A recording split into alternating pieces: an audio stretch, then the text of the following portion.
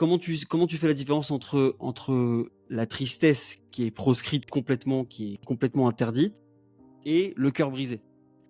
Dans les 2 cas, en plus, c'est des choses qui t'amènent aux pleurs. La tristesse, elle peut t'amener à un pleur, à un chagrin, et le cœur brisé aussi, c'est quelque chose qui fait pleurer. Mais dis, le cœur brisé, c'est quelque chose de très bon, et il faut s'habituer à briser son cœur au moins une fois par jour. Donc au moment de l'Aïd Bodedut, au moment où on s'isole.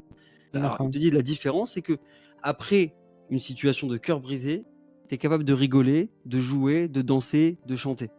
Et Mmh. après la tristesse, tu es complètement brisé. Tu plus à rien faire. J'avais un oncle, Zichrono Livracha, qui était extraordinaire parce que il avait un rire extrêmement communicatif, mais c'était quelque chose de formidable, et il était d'une sensibilité. Il pouvait pleurer, mais c'était des sanglots phénoménal.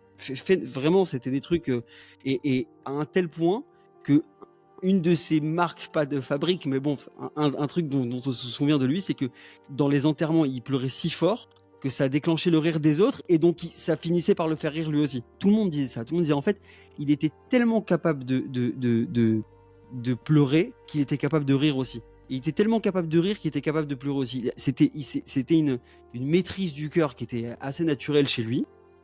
Mais tu vois, ça, c'est très fin. C'est très fin parce que t'en as qui sont que dans le rire de base et qui finissent par ne faire plus que pleurer. Et quand t'as quelqu'un qui part du pleur, parce qu'en l'occurrence, mon oncle, c'était un peu ça, c'est quelqu'un qui a perdu sa mère très jeune, etc. Donc il y avait une blessure de base, il y avait un cœur brisé de base. Quand tu pars du pleur, alors après, dans ta vie, t'es capable de rigoler.